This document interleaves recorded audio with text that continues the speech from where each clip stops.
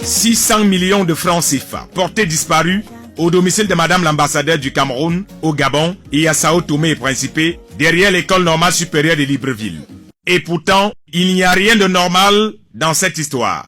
C'est très facile de dire que c'est la femme de ménage qui a emménagé avec les 600 millions pour se dédouaner soi-même, qui était pourtant bien emballée dans les sacs Banjok, comme attendant que quelqu'un vienne les chercher pour les amener ailleurs. Nous sommes bel et bien dans un domicile privé. Et l'on pourrait se poser la question de savoir que cherche l'argent de la diplomatie dans la chambre de Madame Ondoa. Aurait-elle elle-même eu l'intention de créer chez elle une banque des affaires des femmes de ménage?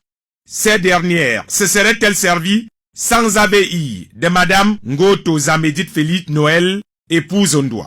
Cette dernière a certainement confondu le coffre-fort de son domicile à celui de son bureau. Un peu comme un ministre de la communication de l'époque au Cameroun, qui avait mis l'argent des médias dans son propre compte lors de la venue du pape au Cameroun, prétextant qu'il se faisait trop tard et que toutes les banques étaient fermées, sauf miraculeusement son compte privé à 2 heures du matin.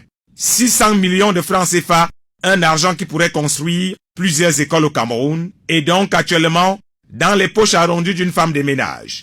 Un curieux vol qui ressemble à quelqu'un qui a dit « Avance-toi à Saint-Tropez et je te retrouverai pour qu'on aille ensemble au paradis fiscal sans mourir d'abord ». Qui n'aimerait donc pas être aujourd'hui la femme de ménage de Madame l'ambassadeur du Cameroun au Gabon, qui, à travers ce document, tente une explication qui ne pourrait pas la convaincre elle-même.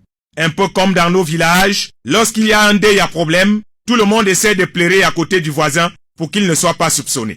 La femme de ménage n'aurait donc pas pu disparaître comme ça sans laisser de traces. Elle aurait même réussi à tromper même la vigilance des caméras de surveillance. C'est donc un scénario bien écrit qui commence à ressembler à un film où l'on voit l'acteur et le chef bandit mourir tous deux à la fin. À suivre.